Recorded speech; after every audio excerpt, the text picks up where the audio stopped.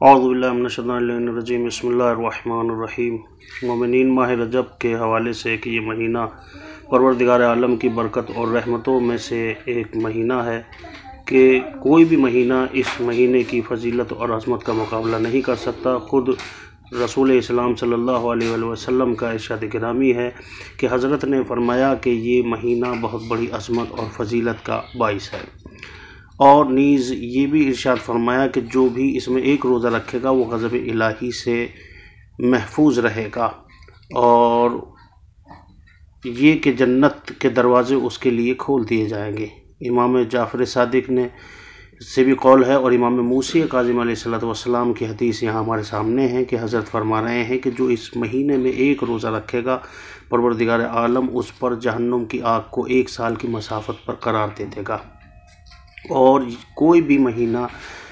اس مہینے کی برابری نہیں کر سکتا۔ رسول اسلام نے فرمایا کہ یہ مہینہ خدا کا مہینہ ہے، شعبان میرا مہینہ ہے، اور رمضان میری امت کا مہینہ ہے۔ اور یہ بھی فرما رہے ہیں، کیونکہ جیسا کہ ہمارے سامنے یہاں حدیث موجود ہے، دیگر علماء کرام سے بھی موجود ہے، اور شیخ عباس قمی نے اپنی کتاب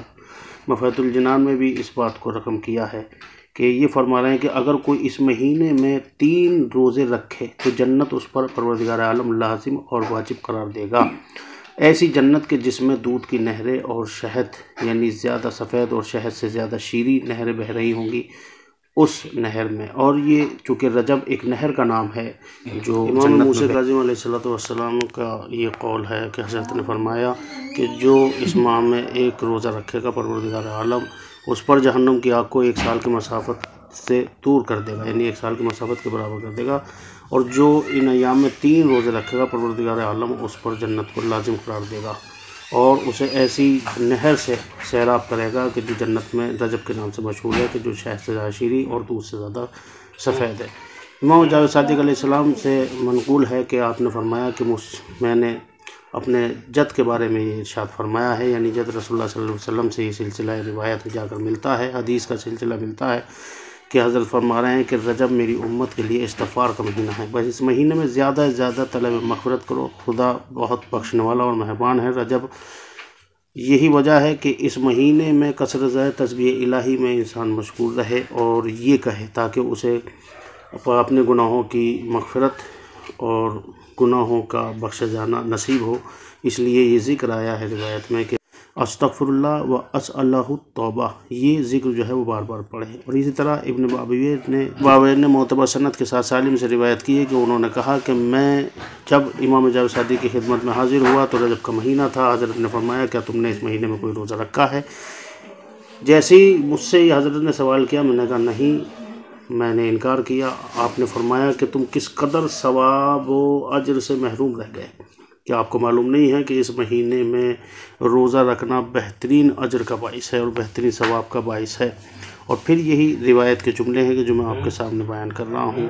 کہ جو بھی اس مہینے میں ایک روزہ رکھے گا پروردگار عالم اسے موت کی سختیوں سے اور قبر کے ہولناک عذاب سے محفوظ رکھے گا، اور جو 2 روزے رکھے گا وہ بل صراط سے آسانی سے گزر جائے گا، اور جو اس میں 3 روزے رکھے گا اسے قیامت میں سخت ترین خوف تنگی اور ہولناکی سے محفوظ رکھا جائے گا، اور جہنم کی آگ سے آزادی کا پروانہ عطا کر دیا جائے گا۔ یعنی 3 روزے جو اس مہینے کے آخری ایام میں رکھے جائیں، آخری دنوں میں رکھے جائیں، وہ انسان کو قبر کے عذاب سے، پل صراط سے، اور اعمال یعنی میزان میں یعنی جو اعمال تولیں گے ان سے، اور جہنم کی سے رہائی کا پروانہ عطا کر دیتے ہیں۔ یہ بہترین وسیلہ ہے اس رجب میں پروردگار عالم کی قربت کو حاصل کرنے کا۔ اور جو روزہ نہیں رکھ سکتے ہوں ان کے لیے یہ ہے کہ وہ اسی روزوں کے ثواب کو حاصل کرنے کے لیے زیادہ سے زیادہ ایک تسبیح کا جو حضرت علی علیہ السلام سے منقول ہے کہ حضرت نے فرمایا کہ 3 کلمات مناجات کے وہ زیادہ زیادہ اس مہینے میں پڑھیں تو پروردگار عالم انہیں وہی اجر دے گا کہ جو ان 3 روزوں کا اجر ہے۔ اس کے جملے یعنی دعا کے جملے کچھ اس طرح ہیں، تسبیح کے جملے کچھ اس طرح ہیں: الہی کفا بی عزا ان اکون لک عبدا و کفا بی فخرا ان تکون لی ربا